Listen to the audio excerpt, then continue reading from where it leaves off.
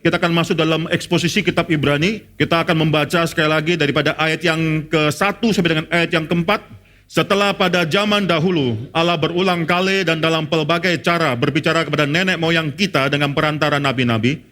Maka pada zaman akhir ini, Ia telah berbicara kepada kita dengan perantaran anaknya, yang telah Ia tetapkan sebagai yang berhak menerima segala yang ada. Oleh Dia Allah menjadikan alam semesta.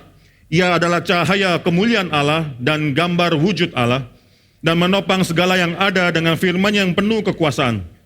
Nah, setelah Ia selesai mengadakan penyucian dosa, Ia duduk di sebelah kanan yang maha besar, di tempat yang tinggi, jauh lebih tinggi daripada malaikat-malaikat, sama seperti nama yang dikaruniakan kepadanya jauh lebih indah daripada nama mereka. Kita baca ayat ketiga bersama-sama, 1, 2, 3. Ia adalah cahaya kemuliaan Allah dan gambar wujud Allah, dan menopang segala yang ada dengan firman-Nya yang penuh kekuasaan. Dan setelah Ia selesai mengadakan penyucian dosa, Ia duduk di sebelah kanan yang maha besar di tempat yang tinggi. Mari kita tundukkan kepala dan kita masuk di dalam doa. Bapa dalam surga, kami bersyukur untuk firman Tuhan yang sudah kami buka ini ya Tuhan. Waktu sabat kami, waktu di mana kami beristirahat daripada segala normalitas hidup kami. Kami berdoa dan menyerahkan diri kami ketika kami menyucikan satu hari ini. Yang hari yang sudah Tuhan sucikan sendiri bagi kami. Kami menyerahkan diri dan pikiran kami, hati kami. Berkuasalah atas pikiran dan hati kami. Berkuasalah atas diri kami. Sehingga pada pagi hari ini ketika firman Tuhan diberitakan, kami menjadi anak-anak Tuhan yang mudah dibentuk oleh firman Tuhan. Apa yang salah dan kurang daripada kami, Engkau bereskan. Engkau tegur kami. Engkau tambahkan hal-hal yang kurang. Sehingga kami menjadi anak-anak Tuhan yang semakin dewasa, semakin lama kami percaya, kami semakin diperkenan oleh Tuhan. Berkatilah hamba-Mu juga yang akan menyampaikan firman Tuhan ini. Jangan biarkanlah anak-anak Tuhan pada hari ini mendengarkan bijaksana dari seorang manusia yang hina di hadapan Tuhan. Tapi melalui hamba-Mu berbicara kepada mereka, sehingga domba-domba Tuhan pada hari ini mendengarkan suara daripada gembalanya yang agung tersebut. Terima kasih ya Tuhan, dalam nama Tuhan Yesus Kristus kami berdoa dan kami mengucap syukur. Amin. Sekali lagi saya ingatkan 7 kata yang penting dalam Ibrani pasal 2 ayat 3 yang menyatakan supremasi daripada Kristus Yesus. Yang pertama, Kristus telah ditetapkan sebagai yang berhak menerima segala yang ada. He was appointed the heir of all things. Semua yang ada, saudara. Yang kedua, oleh Dia atau melalui Dia, Allah menjadikan alam semesta. Through whom also God created the world, dalam bahasa Inggrisnya, saudara. Yang ketiga, Ia adalah cahaya kemuliaan Allah. He is the radiance of the glory of God. Yang keempat, Ia adalah gambar wujud Allah and the exact imprint of His nature. Yang kelima, Ia menopang segala yang ada dengan firman-Nya yang penuh kekuasaan. He upholds the universe by the word of His power. Yang keenam, Ia selesai mengadakan penyucian dosa after making purification for sins. Dan yang terakhir, yang ketujuh, Ia duduk di sebelah kanan yang maha besar. He sat down at the right hand of the majesty on high, saudara. Suatu 7 kalimat ini menyatakan kesempurnaan Kristus yang melebihi segala nabi dan segala malaikat. Tapi terlebih daripada itu, saya sudah katakan dari 2 minggu yang lalu, saudara, 7 perkataan ini mengandung 3 jabatan Kristus. Yaitu sebagai raja, sebagai nabi, dan sebagai imam. Saudara, saya katakan sekali lagi dan saya tegaskan sekali lagi. Ketiga jabatan ini harus terus kita perhatikan. Bahkan saya percaya hanya teologi reform, khususnya melalui pemikiran daripada John Calvin yang menekankan ketiga jabatan ini. Jabatan yang berbeda tapi sekaligus harus ditekankan bersama-sama. Kita tidak bisa mengatakan bahwa Yesus adalah jabatannya raja lebih penting daripada jabatan nabi atau imam. Atau nabi lebih penting daripada raja atau imam lebih penting daripada raja dan nabi. Tidak bisa. Ketiganya sekaligus harus ditekankan, saudara. Kesalahan teologis terjadi ketika satu daripada jabatan ini lebih ditekankan daripada jabatan-jabatan yang lain.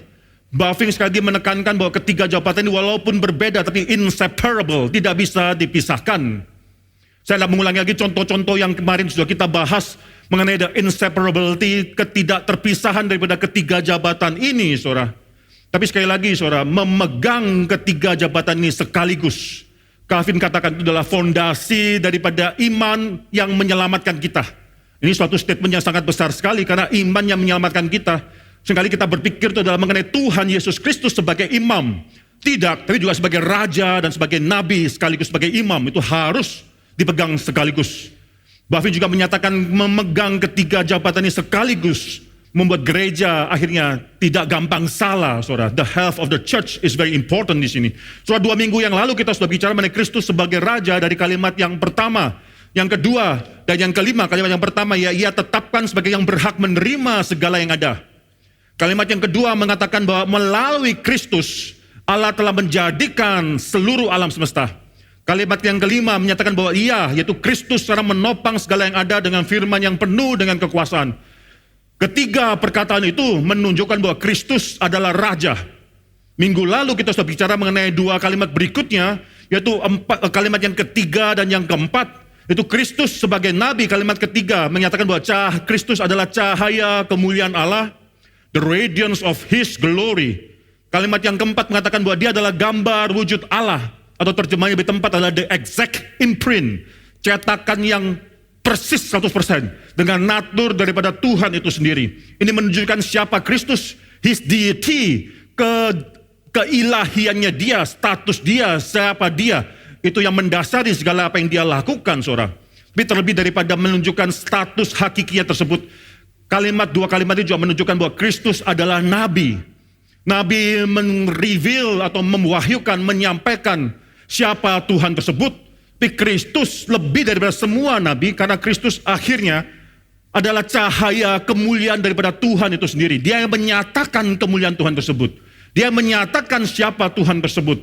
Kristus adalah mediator yang satu-satunya, yang benar-benar menyatakan siapa Tuhan itu, karena dia sendiri naturnya adalah Tuhan. Bukan hanya itu saja, kalau saudara melihat, saya tidak akan bicara banyak, mengingatkan saudara sekali lagi mengenai fungsi nabi dan perjanjian lama. Nabi terbesar adalah Musa. Musa ketika memberikan loh batu 10 hukum Taurat tersebut. Dalam 2 loh batu tersebut adalah orang Israel. Loh yang pertama, 2 loh tersebut yang pertama sudah dihancurkan oleh Musa karena orang Israel menyembah berhala ketika Musa turun daripada gunung Sinai tersebut. Sang dia naik lagi dan mendapatkan 2 loh batu yang baru tersebut. Ketika dia turun, mukanya bercahaya. Keluaran pasal 34 ayat 29, dia mukanya demikian bercahaya, terang, menyatakan bahwa dia sedang berbicara, menyatakan, memantulkan, refleksikan kemuliaan Tuhan tersebut. Musa adalah nabi bagi orang Israel yang paling tinggi, dan dia secara memancarkan cahaya tersebut. Tapi 2 Korintus pasal 3 ayat 7 mengatakan bahwa cahaya di muka Musa tersebut harus berhenti. Necessary, ada necessity bagi cahaya tersebut untuk berhenti, karena itu bukan yang paling mulia hukum Taurat tersebut. Perjanjian yang Tuhan lakukan, perjanjian yang kedua yang Tuhan lakukan dan genapkan melalui anak Allah itu jauh lebih mulia. Maka saudara melihat dalam Matius pasal 17, transfigurasi Kristus. Kristus pun akhirnya mukanya bercahaya di sana, 17 ayat 2 Matius. Saudara bisa melihat juga dalam Wahyu pasal yang pertama ayat yang ke-16. Kristus mukanya bercahaya seperti terik matahari. Muka yang bercahaya menunjukkan dia adalah seorang nabi yang luar biasa sekali. Dan di sini saudara, cahaya muka Kristus itu berbeda dengan cahaya muka Musa, nabi yang besar itu, tapi harus pudar cahaya tersebut. Bahkan dalam Matius pasal 17, status Kristus sebagai nabi bukan hanya dituliskan daripada muka dia yang bercahaya pada saat itu, tapi juga perkataan daripada surga mengatakan, inilah anakku kepadanya aku berkenan, dengarkanlah dia. Matius pasal 17 ayat 5. Status Kristus, jabatan Kristus sebagai nabi bukan hanya dinyatakan bagaimana dia bercahaya di dalam Wahyu pasal 1 ayat 16, tapi juga di dalam fakta bagaimana di dalam Wahyu pasal 1 ayat 11, dia mengatakan pada Rasul Yohanes, dia katakan, tuliskanlah ini. Dia adalah nabi yang berhak untuk menyatakan atau memerintah orang lain untuk menuliskan perkataan-perkataannya, saudara. So his prophet par excellence, dalam bahasa Indonesia adalah nabi yang tidak ada setaranya, saudara. Tidak ada orang lain yang bisa menyetarakan dirinya dengan nabi ini. Saudara, hari ini saudara, kita akan bicara mengenai 2 hal yang lainnya, yaitu mengenai Kristus sebagai imam. Kalimat 6 dan kalimat yang ke-7 menunjukkan siapa diri Kristus. Kalimat yang ke-6 yaitu ia selesai mengadakan penyucian dosa. Yang ke-7, ia duduk di sebelah kanan yang maha besar. Bagi saya 2 kalimat tersebut adalah kalimat yang menunjukkan bahwa Kristus adalah seorang imam, saudara. Saudara, penulis daripada kitab Ibrani, pengkhotbah, atau pengkhotbah daripada kitab Ibrani. Kitab Ibrani ini mungkin tulisannya bukan pertama-tama dituliskan sebagai surat, tapi dikhotbahkan, saudara. Saya sudah jelaskan hal tersebut. Pengkhotbah atau penulis daripada kitab Ibrani ini bahkan banyak menggunakan waktu dan tempat untuk bicara mengenai keutamaan Kristus sebagai imam. Saudara, hal ini bukan karena dia mengutamakan Kristus hanya sebagai imam saja, lalu bukan sebagai raja atau bukan sebagai nabi. Saya rasa bukan itu alasannya. Alasannya adalah karena audiens dia, yang adalah orang Yahudi yang baru bertobat jadi orang Kristen, mereka sangat-sangat mementingkan sekali yaitu ceremonial laws, yaitu keagamaan mereka, ritual-ritual mereka, melalui makan yang mereka harus jaga, haram halal, melalui sunat-sunat mereka, melalui kebiasaan atau keharusan-keharusan mentaati kalender-kalender agama mereka, saudara. Melalui bagaimana mereka harus menyembelih daripada korban-korban bakaran, melalui imam-imam, itu mereka sangat mementingkan sekali, itu identitas mereka, saudara. Oleh karena itu, saudara, ketika Yerusalem suatu hari dihancurkan oleh tentara Romawi, bukan cuma Yerusalem akhirnya dihancurkan, tapi justru yang paling penting adalah bait Allah yang demikian megah, yang mereka megah-megahkan sedemikian rupa, itu juga harus dihancurkan. Itu identitas, itu tidak gampang recover. Sampai sekarang, saudara, orang Yahudi sekarang tidak ada suatu tempel di mana suatu bait Allah di mana mereka bisa mempersembahkan korban bakaran lagi. Sampai sekarang keluarga-keluarga orang Yahudi yang mereka lakukan mungkin hanya melakukan Passover, yaitu Paskah, perjamuan Paskah tersebut mereka lakukan.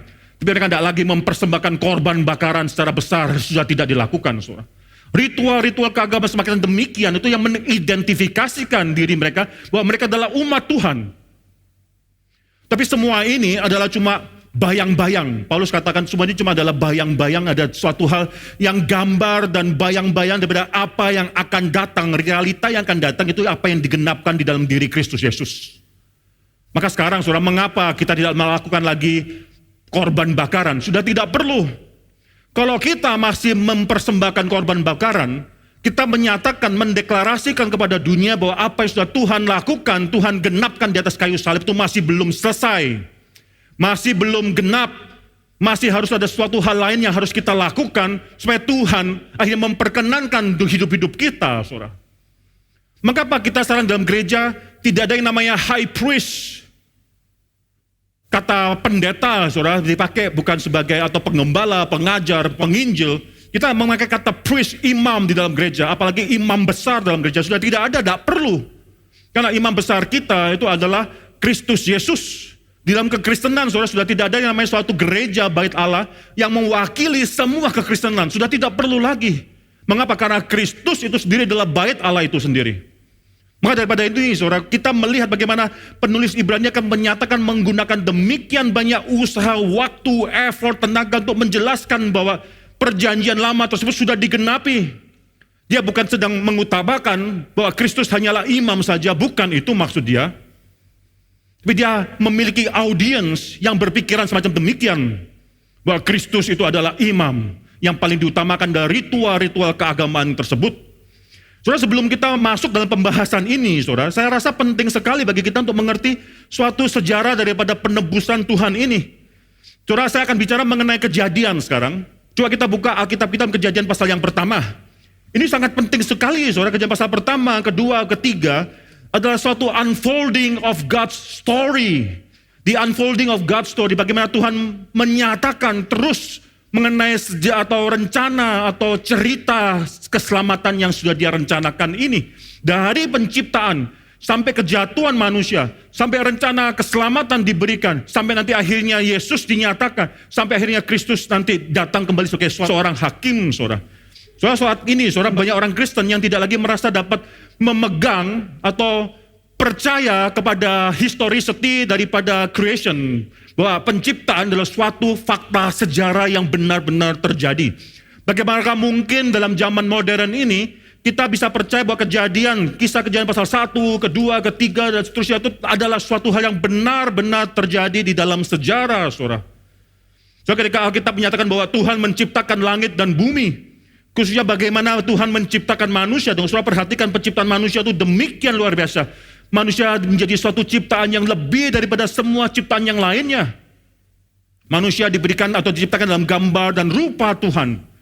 Bukan hanya itu saja, kalau semua ciptaan diciptakan dengan firman Tuhan saja, maka penciptaan manusia itu dipikirkan, ada suatu deliberation, ada suatu rencana yang sengaja dibicarakan di antara Allah Tritunggal, saudara, antara pribadi Allah Tritunggal. Kejadian pasal 1 ayat 26, Tuhan merencanakan, bukan langsung berfirman mengenai penciptaan manusia. Tuhan berencana terlebih dahulu, ada suatu deliberation. Lebih daripada itu, saudara, bagaimana waktu manusia diciptakan, itu manusia diciptakan dengan Tuhan membentuk daripada debu tanah dan menghembuskan nafas kehidupan tersebut. Zaman modern ini menolak bahwa manusia adalah manusia spesies yang paling utama.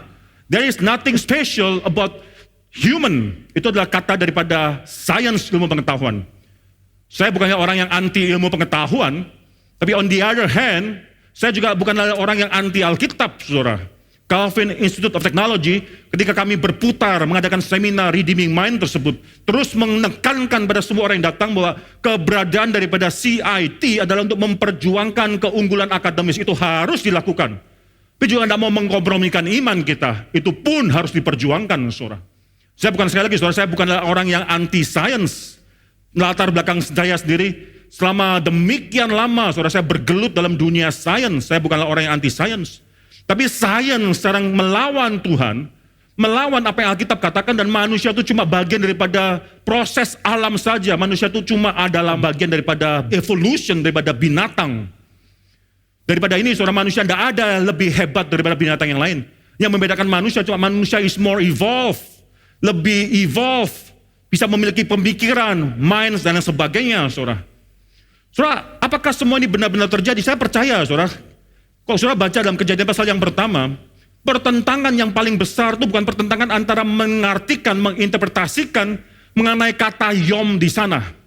Kata yom, satu hari penciptaan itu 24 jam kah? Atau satu jangka waktu yang panjang kah? Atau gimana? Itu banyak orang yang mempertentangkan, orang Kristen mempertentangkan hal ini dengan orang Kristen yang lainnya.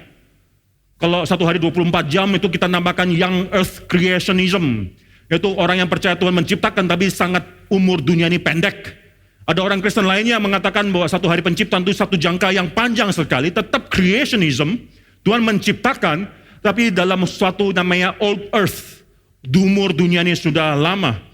Saudara, menurut saya, ada orang yang mengatakan demikian, saudara. Saya pernah mendengar orang Kristen yang mengatakan bahwa siapapun orang Kristen yang menerjemahkan Alkitab Kejadian pasal 1, satu hari penciptaan itu bukan 24 jam, dia adalah orang yang sudah dipengaruhi teologi liberal, heterodoks. Saudara, bagi saya itu sangat over, terlalu. Mengapa? Karena dalam sejarah gereja, Augustinus, Aquinas, bapak-bapak gereja yang kita akui, saudara, sebagai orang yang memiliki sejarah atau peran dalam perkembangan teologi kita sendiri pun, kita pernah menganggap mereka heterodoks, orang liberal. Tapi mereka percaya bahwa satu penciptaan itu bukan terjadi dalam 6 hari penciptaan. Aquinas, Augustin terutama, percaya bahwa penciptaan itu semua terjadi serentak dalam satu waktu yang sama, saudara. Apakah kita akan katakan mereka heterodoks? Itu klaim yang terlalu over. Orang reform memberikan suatu kemungkinan satu hari penciptaan ini bisa dimengerti secara lebih luas. Bahkan satu waktu yang panjang sekalipun, kita bisa ada room for that interpretation, ada waktu ruangan untuk interpretasi semacam demikian. Yang paling penting adalah exegesis apa yang mendukung interpretasi tersebut. Harus daripada Alkitab mendukung interpretasi tersebut. Suatu hari kalau ada kesempatan saya akan menyatakan atau mengajarkan hal ini lebih lanjut mengenai ada beberapa macam interpretasi. Ada paling sedikit 3 macam interpretasi terhadap Kejadian pasal 1. Itu mengenai hari penciptaan, 6 hari penciptaan dan 1 hari Tuhan beristirahat. Ada paling sedikit 3, saudara. Saudara, tapi kita jangan salah, saudara. Perperangan yang paling utama antara orang, bukan antara orang Kristen, antara mengenai 1 hari penciptaan berapa lama waktunya. Peperangan yang paling utama adalah antara orang Kristen, gereja, dan dunia ini. Antara yang saya katakan supernaturalisme, yang percaya bahwa Tuhan menciptakan, yang percaya bahwa alam semesta itu bukan hanya itu saja. Alam semesta itu bukan cuma realitas apa yang kita lihat. Realita daripada seluruh dunia ini bukan cuma apa yang terbatas dengan apa yang bisa kita lihat, yang bisa kita rasakan, yang bisa kita pikirkan. Naturalisme. Tapi kekristenan adalah supernaturalisme dari awal sampai akhir. Kalimat pertama, dari buku pertama, dari pasal pertama, ayat yang pertama. Yaitu apa? Pada mulanya Allah menciptakan langit dan bumi. Itu sudah kalimat supernaturalisme. Bumi dan alam semesta, langit dan bumi bukan ada pada sononya, sudah dari sananya sudah ada. Tapi Tuhan harus menciptakan langit dan bumi ini. Saudara, mengapa saya berkata demikian, saudara? Karena saya bisa memberikan suatu ruangan, kita mengerti kejadian pasal 1 ini sebagai suatu mungkin waktu yang panjang, satu hari bukan harus 24 jam. Tapi yang paling penting, yang harus kita imani, yang harus kita percayai, adalah ini suatu fakta penciptaan historis. Jangan jadikan interpretasi satu hari penciptaan 24 jam kah atau lebih dari 24 jam sebagai suatu tes terhadap ortodoksi iman Kristen. Banyak orang Kristen menggunakan kejadian pasal 1 kata yom untuk mengetes atau memberikan suatu judgment. Engkau orang yang liberal atau orang yang konservatif. Jangan, saudara. Tapi pakailah historicity daripada creation. Apakah penciptaan itu suatu kisah yang historis yang terjadi? Sebagai test of ortodoksi, saya masih bisa lebih menerima itu. Mereka mengatakan bahwa Tuhan tidak berperan dalam penciptaan, bahwa ini semua adalah cuma proses alam saja. Saya perasa orang itu tidak benar-benar mengerti mengenai orthodox faith daripada orang Kristen, saudara. Maka pada hari ini, saudara, saya menekankan suatu hal yang penting sekali, bahwa penciptaan itu adalah suatu kisah historis. Khususnya penciptaan Adam. Ketika Adam dibentuk daripada debu tanah sebagai suatu spesies yang berbeda dari semua spesies yang lain. Lalu Tuhan memberikan nafas hidup kepada Adam.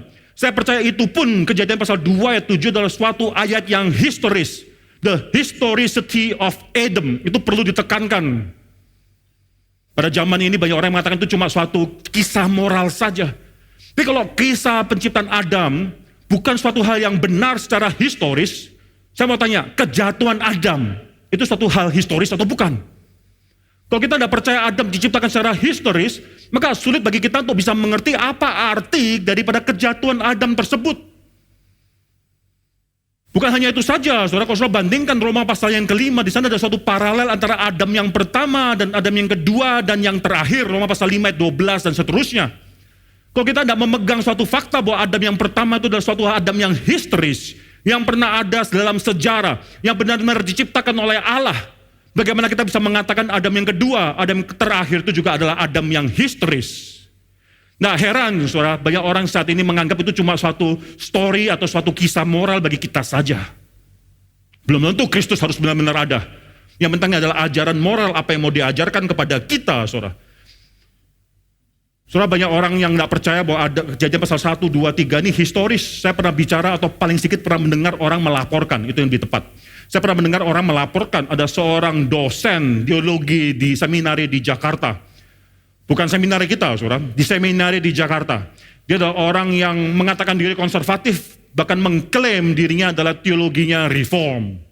Dia mengatakan, kalau saudara perhatikan ayat pasal yang ketiga, kejadian pasal 3, bagaimanakah mungkin kita orang Kristen itu percaya ular berbicara, saudara. Dia tidak percaya bahwa ular berbicara. Dia tidak percaya bahwa kejatuhan Adam itu suatu hal yang historis. Bagaimanakah mungkin kita bisa percaya dalam zaman yang modern dengan ilmu pengetahuan, dengan akal kita yang lebih maju saat ini, bahwa ular berbicara dan mencobai Hawa. How is that possible? Lalu dia katakan bagaimanakah mungkin kita bisa percaya keledai berbicara. Saudara, saya tidak menjawab pertanyaan itu. Kalau saudara dijawab atau ditanya kalimat semacam demikian, saudara mau jawab apa, saudara? Bagaimana saudara membela iman saudara? Saudara percaya ini historis atau enggak? Saudara percaya ini benar-benar terjadi atau enggak?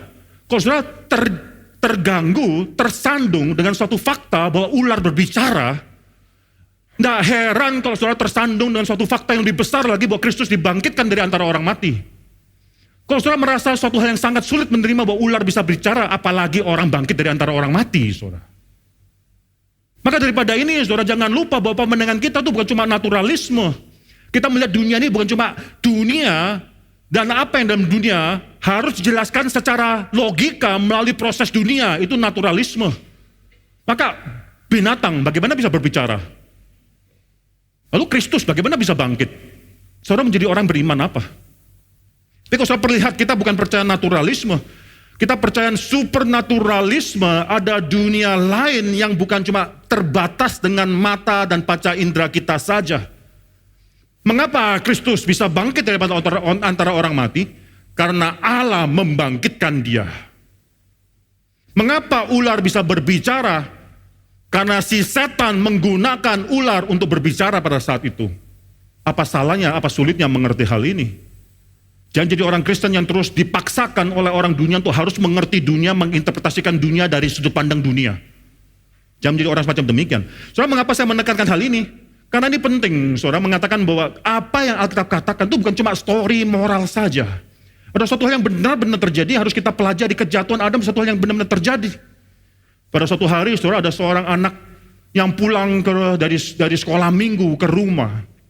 Lalu orang tuanya, mamanya tanya, hari ini Lause ajar apa?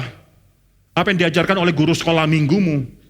Lalu si anak menjawab dengan santainya, oh mengenai Musa memimpin orang Israel keluar daripada Mesir. Oh, mamanya mulai tertarik. Tolong ceritakan, mamanya mau ngecek Lause ngajar apa ini ya, anaknya ngerti sejauh mana. Tolong cek, tolong ceritakan mengenai cerita ini. Lalu si anak itu menjelaskan demikian, saudara. Oh, waktu itu Musa waktu keluar daripada tanah Mesir, perang mah, tank lawan tank. Ya, Musa bawa juga F-16 katanya. Berperang lawan F-16-nya Israel, Mesir. Mereka melawan dan perang-perangan lalu pakai basuka lah, pakai apalah, pakai senapan. Mamanya melotot, saudara. Hah? Lause ajar ini? Iya mah. Itu ajar taktik perang dan sebagainya. Musa mengalahkan Israel akhirnya. Mama bilang, saya tidak percaya. Tidak mungkin Lause mengajarkan demikian. Lalu menekan anak tersebut. Apakah benar Lause mengajarkan ini? Apakah benar sekolah minggu mengajarkan ini? Loh, mama nggak percaya. Mama nggak percaya. Mah, kata anak tersebut. Kalau ini aja mama nggak percaya, apalagi cerita aslinya, mah. Itu lebih gak bisa dipercaya, mah.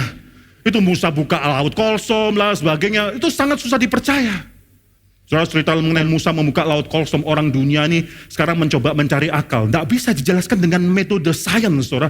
Laut Kolsom dibukakan, lalu setelah dibukakan, itu mereka berjalan di atas tanah kering. Bukan tanah basah, tanah kering, saudara. How is that possible? Manusia sains tidak bisa menjelaskan. Oh, lalu ada ahli sejarah, ahli arkeologi katanya, yang mengatakan bahwa the Red Sea tersebut sebenarnya bukan Red Sea, tapi Red Sea. Itu suatu genangan air, suatu tempat air yang cetek sebenarnya, cuma kira-kira setumit saja.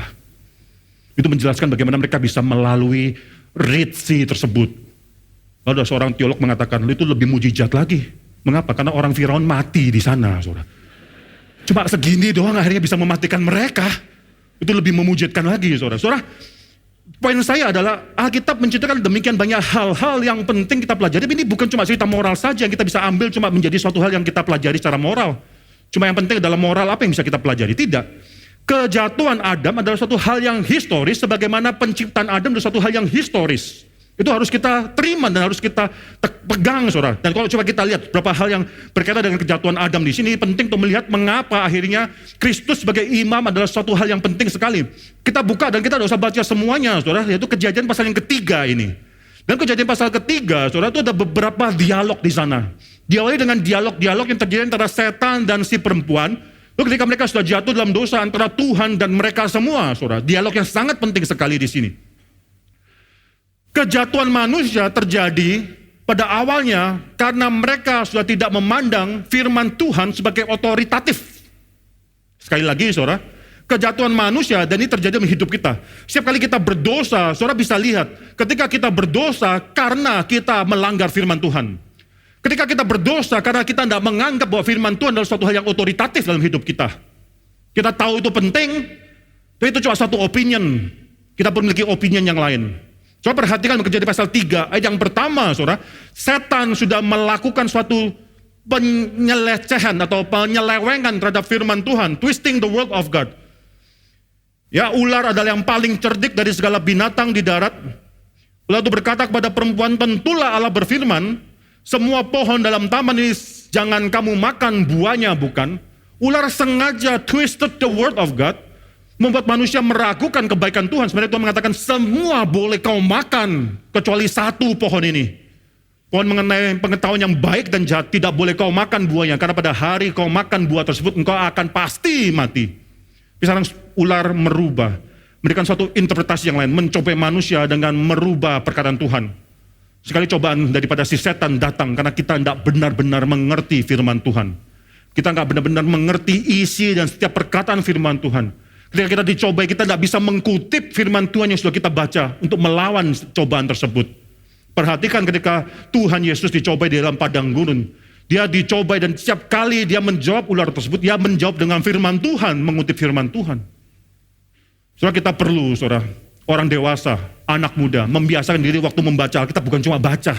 Bukan cuma, oh hari ini saya sudah selesai satu pasal. Pokoknya sudah setor order, selesai membaca, tiap hari sudah membaca. Tapi firman Tuhan direnungkan, kata-kata tersebut kita renungkan. Ada kata apa yang menguatkan kita, kita simpan, kita hafalkan. Kita kasih, buka suatu bank daripada, apa itu, deposito daripada firman Tuhan. Saya pernah melihat suatu video yang luar biasa.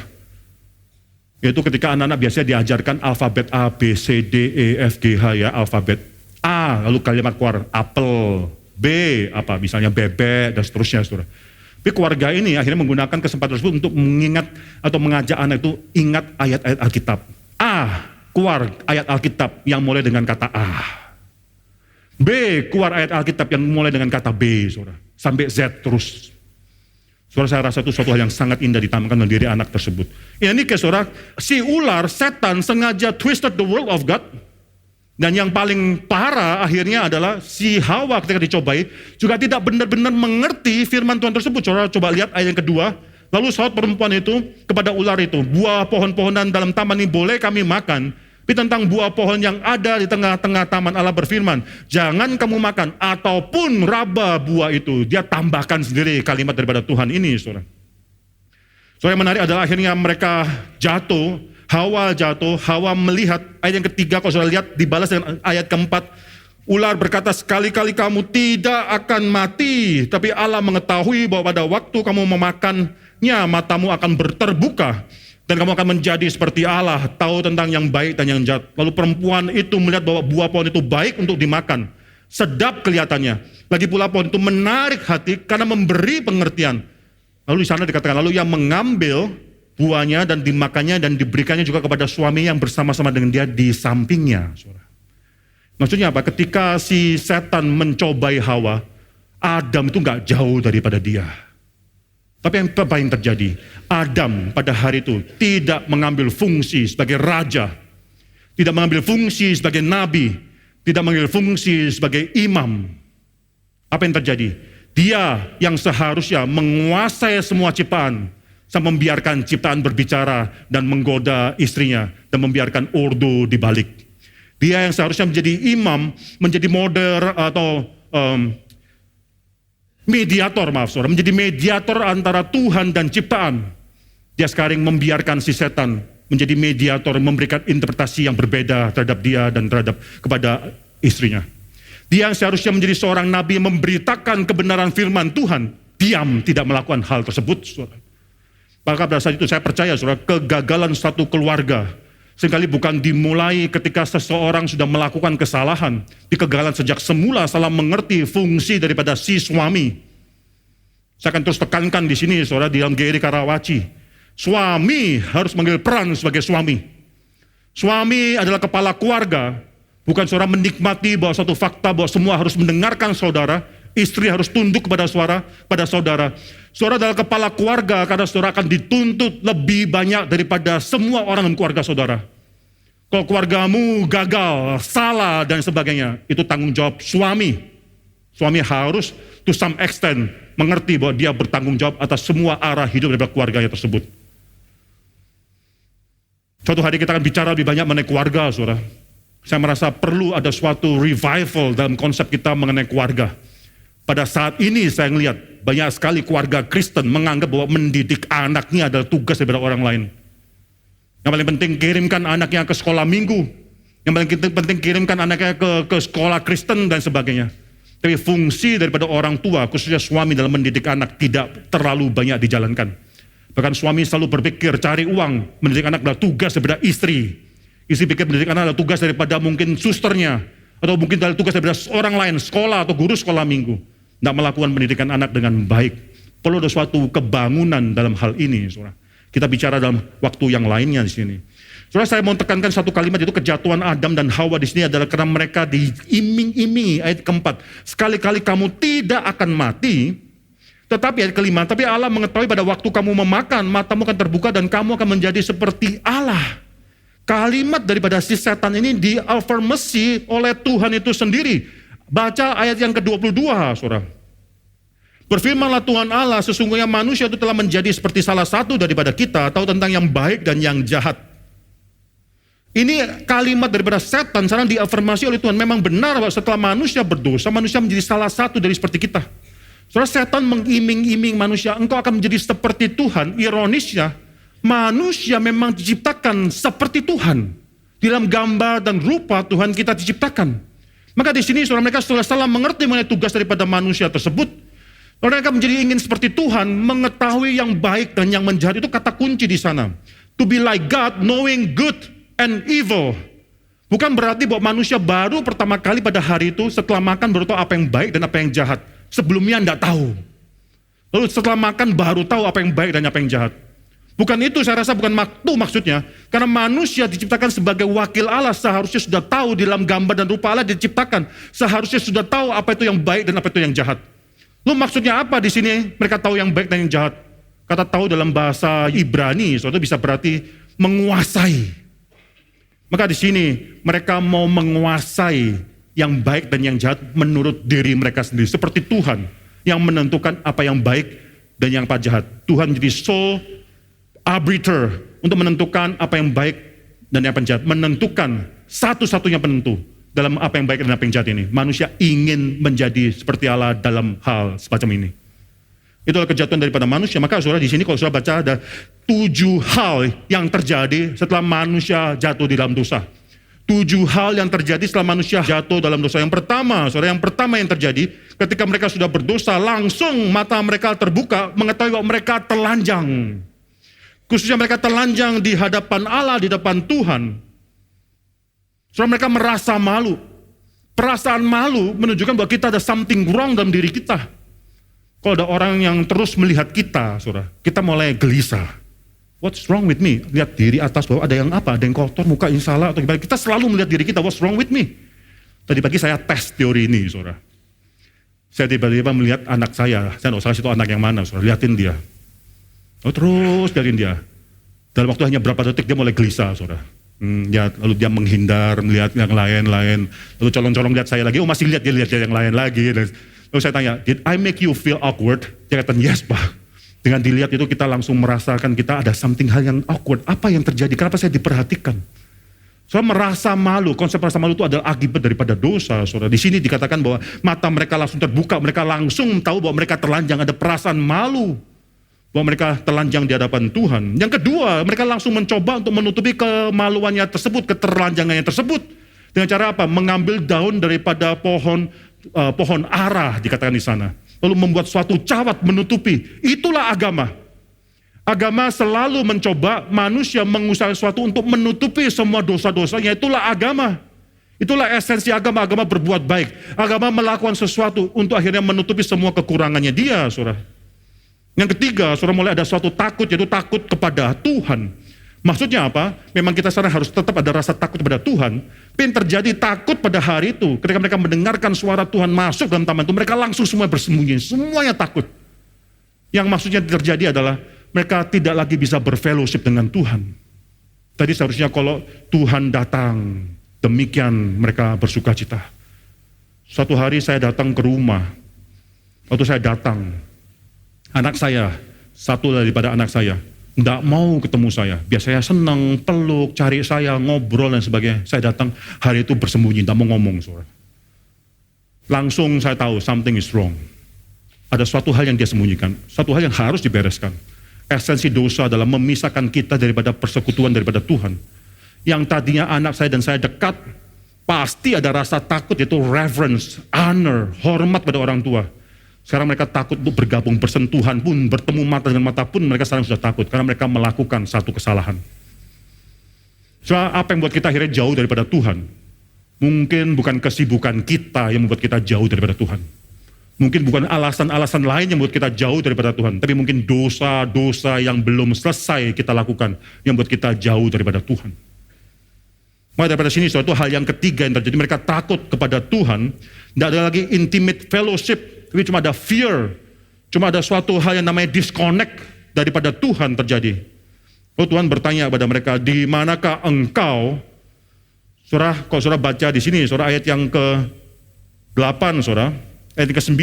Tapi Tuhan Allah memanggil manusia itu dan berfirman kepadanya, di manakah engkau? Saudara, kata di sana Tuhan Allah memanggil manusia itu singular, berfirman kepadanya singular, di manakah engkau? Engkau di sana juga singular. Yang berdosa berdua, yang Tuhan tuntut pada saat itu adalah Adam. Tuhan tanya, Adam, di manakah engkau? Mengapa? Karena Adam diciptakan terlebih dahulu. Kepada Adam diberikan firman Tuhan.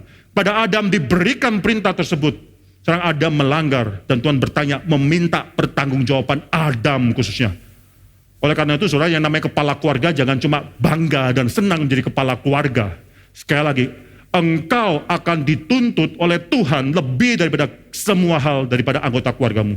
Saya, semua suami-suami di sini, kita adalah kepala keluarga karena kita akan dituntut lebih daripada Tuhan, saudara.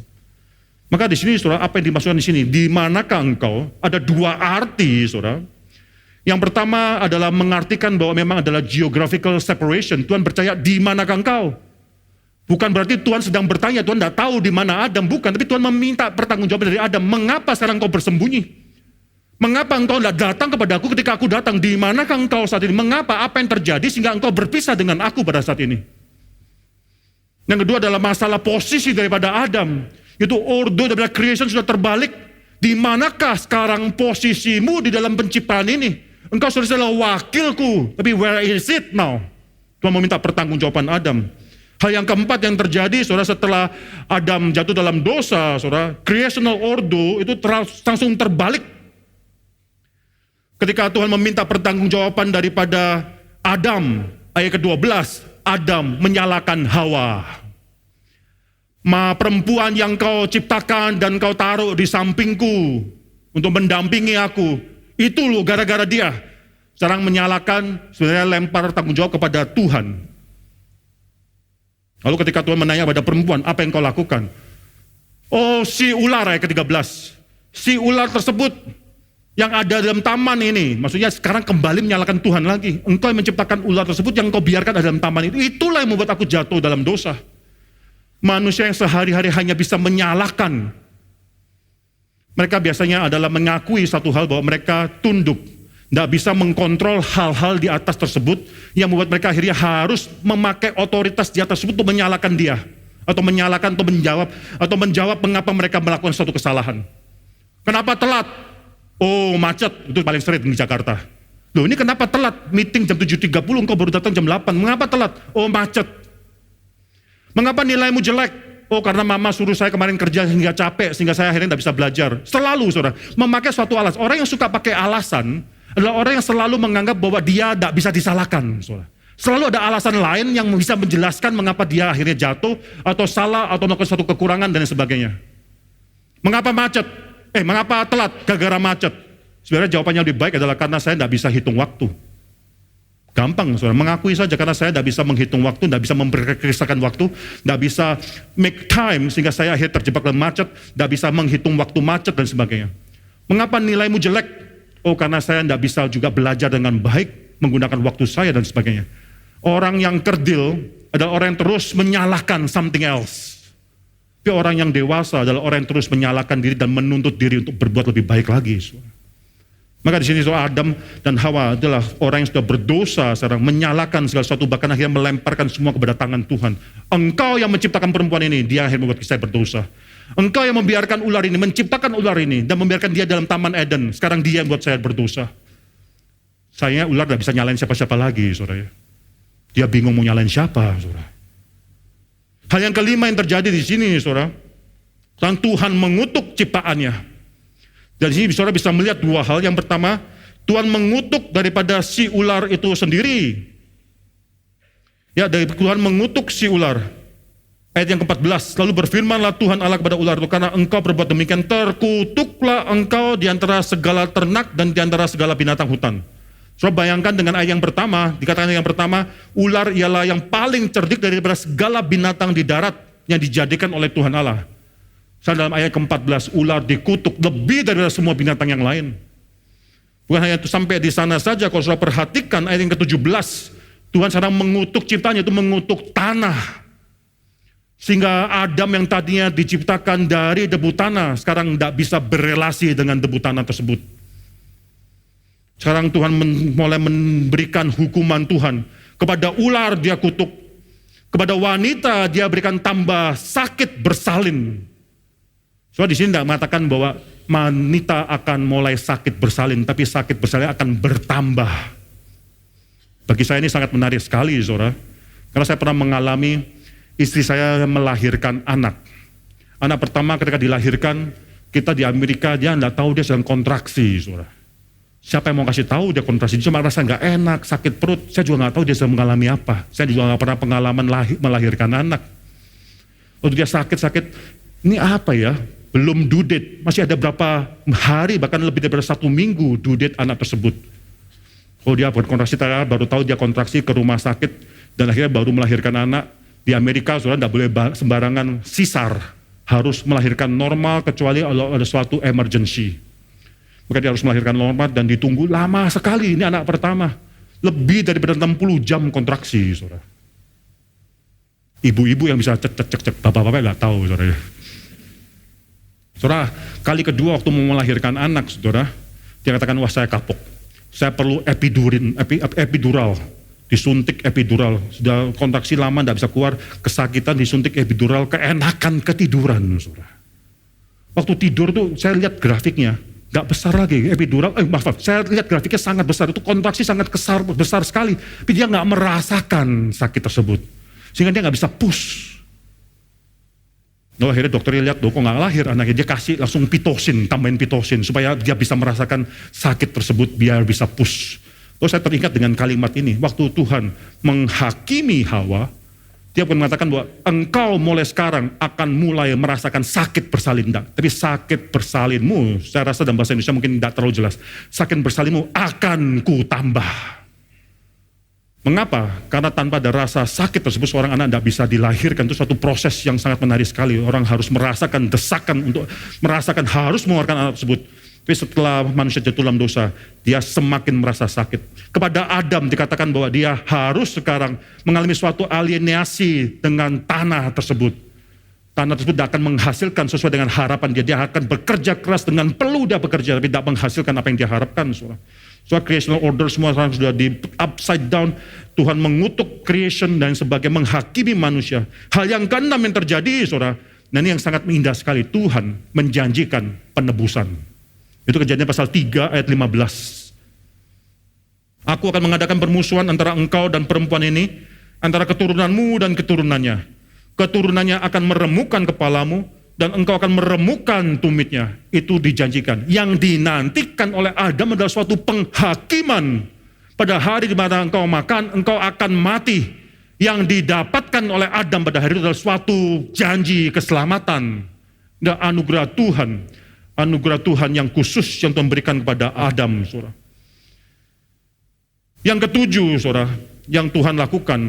By the way, saudara, sebelum yang ketujuh, akhirnya Tuhan menyatakan kepada Adam mengenai janji Tuhan tersebut dengan memberikan suatu hal. Itu ayat yang ke-21 kalau saudara baca. Tuhan Allah membuat pakaian dari kulit binatang untuk manusia dan untuk istrinya tersebut. Saudara, dalam bahasa asli cuma dikatakan Tuhan memberikan suatu pakaian daripada kulit, bukan kulit binatang. Lalu mengapa kita katakan ini adalah suatu kulit binatang? Ada suatu orang di China, ketika saya melayani di China, mengatakan, ini mengatakan kulit, karena bukan kulit tumbuhan. Saya katakan, tidak mungkin ada suatu kulit tumbuhan. Yang dipentingkan pada saat itu adalah suatu hal yang harus dikorbankan. Janji untuk Injil, proto-evangelium, janji berkat yang Tuhan akan berikan kepada manusia, sekarang dinyatakan dengan Tuhan menyembelih seekor binatang yang tidak ada salahnya. Untuk mengeluarkan darah, saudara. Saudara bisa bayangkan, saudara, nanti dalam Ibrani pasal 9 ayat 22, Tuhan katakan tanpa penumpahan darah tidak ada pengampunan dosa. Maka pada saat itu saudara, manusia sekarang melihat, mungkin patung pernah ceritakan, ini mungkin domba atau binatang yang sudah lama bergaul dan bermain dengan Adam, yang dia sudah kasih, ada suatu relasi dengan Adam. Tapi pada hari itu binatang tersebut harus disembelih. Itulah suatu janji, bahwa janji tersebut akan diberikan, keturunanmu dan keturunan perempuan tersebut akan berperang. Tapi hari ini dinyatakan dengan suatu hal, yaitu Tuhan membunuh seekor binatang dan membuat suatu jubah dari kulit binatang tersebut untuk menjadi jubahnya mereka. Yang tadi mereka tutup untuk menjadi cawat, manusia mengusahakan suatu hal dalam agama, semua harus dibuang. Harus akhirnya Tuhan yang memberikan sesuatu bagi mereka, mengerjakan sesuatu, yaitu akhirnya mencurahkan darah bagi mereka, membuat suatu jubah. Kebenaran daripada satu orang yang tidak melakukan dosa adalah suatu dasar daripada kebenaran kita. Itu sudah dilihat daripada Kejadian pasal 3 ini, saudara. Yang ketujuh, saudara, kalau tadi kita bicara mengenai kasih daripada anugerah khusus Tuhan, yang ketujuh adalah anugerah daripada umum Tuhan, saya katakan. Apa yang terjadi? Setelah itu Adam dan Hawa diusir daripada Taman Eden. Dan lalu Taman Eden Tuhan berikan suatu cherubim. Cherubim yang akhirnya memiliki pedang bernyala api dan merintangi mereka untuk bisa kembali. Ini suatu hukuman, tapi sekaligus dalam hukuman Tuhan kepada manusia berdosa, masih ada anugerah umum Tuhan. Mengapa? Adam atau Tuhan katakan di sana, saudara. Ayat yang ke-22, saudara. Maka sekarang, jangan sampai ia mengulurkan tangannya dan kembali mengambil pula dari buah pohon kehidupan dan memakannya sehingga ia hidup untuk selama-lamanya. Lalu Tuhan Allah mengusir dia dari Taman Eden, supaya mengusahakan tanah dari mana ia diambil, lalu menghalau manusia itu di sebelah timur dan seterusnya. Pakai kerubim, saudara, dengan suatu pedang yang bernyala-nyala, merintangi manusia untuk kembali. Supaya apa? Supaya tidak ambil daripada buah pohon kehidupan. Mengapa itu penting? Berdosa, lalu hidup selamanya. Maka dalam hal ini, saudara, kematian bagi orang berdosa, itu adalah anugerah umum Tuhan. Mengapa saya katakan demikian? Supaya mereka tidak hidup selama-lamanya di dalam dosa mereka.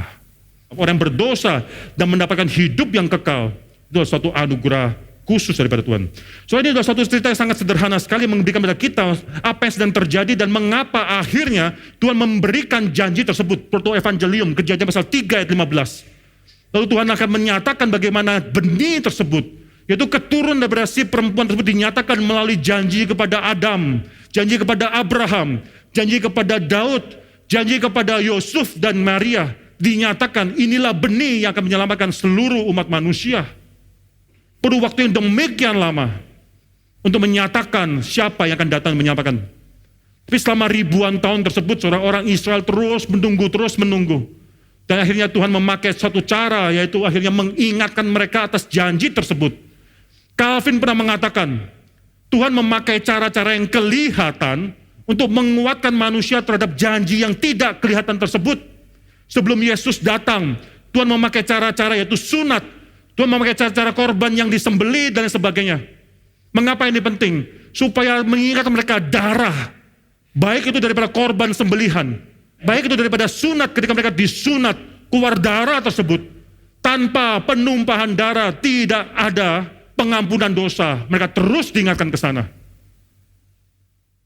Tapi itu semua adalah suatu hal yang harus berakhir, saudara. Ketika Kristus datang akhirnya, dia mencurahkan semua yang dia miliki. Bahkan dia mengorbankan dirinya sebagai imam dan sebagai korban sembelihan sekaligus. Mari di sini kalau kita buka daripada Ibrani, coba kita buka Ibrani sekali lagi. Ada kalimat yang penting di sana yang mau saya katakan, saudara. Ibrani pasal yang pertama, ayat yang ketiga, ada dua kalimat yang di sana. Ia selesai mengadakan penyucian dosa. Hal yang pertama saudara bisa pelajari daripada kalimat itu adalah dia bukan seperti seekor korban, seekor domba yang mau tidak mau harus disembelihkan, bukan karena kehendak dia, domba digeret, domba disembelih tanpa kerasa atau minta izin daripada dia, tidak. Dia secara aktif mengatakan dia yang mengadakan penyucian dosa tersebut. Inilah bedanya antara the old covenant way and the new covenant people way. Di mana dalam New Covenant Tuhan sacrifice bukan karena dipaksa, bukan karena terpaksa digeret, tapi karena dia menyerahkan dirinya untuk mati dan menjadikan korban bagi kita semua. Bukan hanya itu saja, kalau saudara perhatikan di sini pakai kata auris, dia mengadakan penyucian dosa. Pakai kata grammar dalam bahasa Yunania pakai kata auris, dia telah selesai, sempurna mengadakan penyucian dosa tersebut.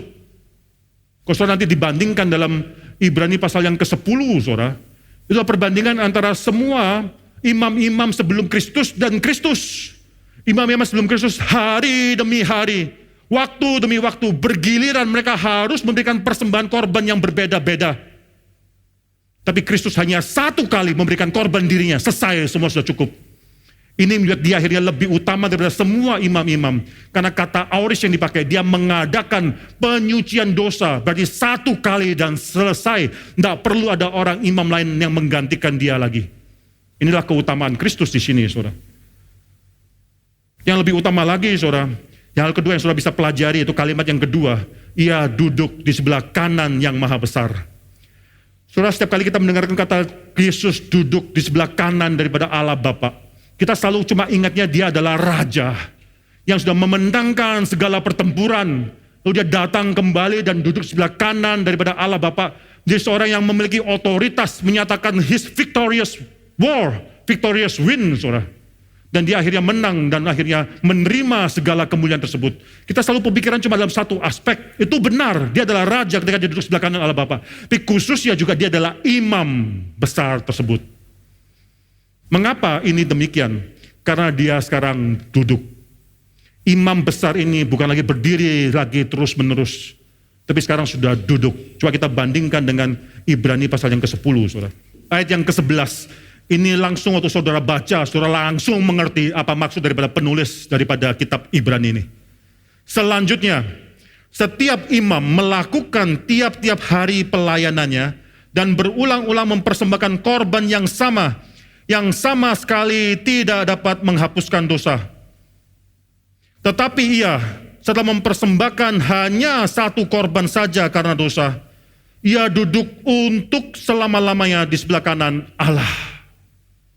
Sorry, dalam tempel orang Israel yang demikian mereka megahkan, tidak ada satu kursi pun di dalamnya, sehingga imam besar bisa melakukan penyembahan atau pengorbanan korban bakaran tersebut lalu duduk. Bisa berhadap kepada Tuhan lalu duduk, tidak bisa. Mengapa? Karena mereka terus harus berdiri. Dosa manusia tidak bisa diselesaikan oleh apa yang mereka lakukan. Malah karena itu mereka harus sendiri mati. Mereka sendiri harus digantikan. Imam sebelum Kristus datang demikian banyak berganti satu demi satu. Korban berganti satu demi satu. Sampai ketika Kristus datang, dia mempersembahkan dirinya sebagai imam dan sebagai juga korban bakaran. Satu kali dia lakukan di kayu salib. Maka daripada itu dia mengorbankan hanya satu kali saja. Dan setelah itu dia naik ke surga dan duduk.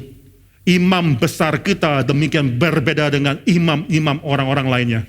Berbeda dengan imam-imam dalam perjanjian lama. Karena imam besar kita setelah melakukan segala sesuatu, dia duduk, nyatakan selesai sudah tugas imam tersebut. Tidak perlu lagi ada seorang imam yang menggantikan dia. Sama seperti dalam Ibrani pasal 1 ayat 1. Sebelum Yesus datang, Tuhan berbicara melalui demikian banyak nabi-nabi. Sekarang Yesus dan pada zaman akhir ini, Tuhan berbicara melalui anaknya. Pakai kata, masih ingat saudara ya, perfect tense. He has spoken through his son. Maka pada saat ini saudara, dalam Ibrani pasal 1 ayat 3, yang dinyatakan berbeda dengan imam-imam sebelum Kristus. Maka semua imam itu harus terus berganti, korbannya demikian banyak, dan mereka tidak pernah bisa duduk, karena mereka tidak pernah bisa menyelesaikan tugas mereka. Tapi Kristus sekarang menyelesaikan satu kali, dan dia duduk, menyatakan bahwa keselamatan kita sudah genap. Anda dan saya, semuanya yang berdosa ini, pengharapan kita hanyalah ada di dalam Kristus Yesus, karena apa yang dia lakukan, once and for all, sudah selesai. Karena anak-anak Tuhan dikuatkan, perhatikan saudara, Kristus yang akhirnya mati bagi kita, yang memberikan kita semua nyawanya menjadi korban bagi kita, adalah Kristus yang juga menjadikan segala ciptaan. Segala sesuatu diciptakan oleh dia, dia adalah menopang segala ciptaan. Dia juga akhirnya berkorban bagi Anda dan saya. Karena Tuhan dipermuliakan oleh hidup kita. Mari kita tundukkan kepala. Bapa yang surga, kami menyerahkan khotbah yang sudah kami dengarkan ini ya Tuhan. Ketika hamba-Mu sudah selesai berkhotbah, menyampaikan firman Tuhan, Tuhan terus berbicara dalam hati anak-anak Tuhan. Khususnya kita semua yang selama ini mungkin sedang mencari-cari suatu peristirahatan. Mungkin terus bergumul dalam dosa-dosa kami ya Tuhan. Yang mungkin terus akhirnya menanyakan mengenai keselamatan yang kami miliki. Oh Tuhan, ajar pada kami mengenai satu hal, bahwa bukan kami yang menyelamatkan diri kami. Bukan kami yang berusaha untuk membuat diri kami diperkenankan oleh Tuhan. Sebagaimana Tuhan sudah mengorbankan seekor binatang dalam Taman Eden bagi Adam dan bagi Hawa. Kau juga akhirnya menggenapkan karya keselamatan Tuhan yang demikian penuh arti ini dengan mengorbankan anak-Mu bagi kami semua ya Tuhan. Sekarang beri kami suatu rest mengetahui bahwa bukan kami yang mencoba membeli surga, tapi Tuhan sudah memberikan surga bagi kami melalui pengorbanan anak Tuhan. Kami bersyukur untuk Allah, anaknya adalah imam besar kami. Apa yang dia lakukan sudah menggenapkan semua hal. Apa yang dia lakukan sudah menutupi semua kekurangan-kekurangan daripada imam-imam sebelumnya. Dia adalah raja, nabi, dan imam. Ke dalam tangan Tuhan yang memegang jabatan 3 ini ya Tuhan. Kami serahkan hidup kami serahkan hidup keluarga kami. Dalam nama Tuhan Yesus Kristus kami berdoa, kami mengucap syukur. Amin.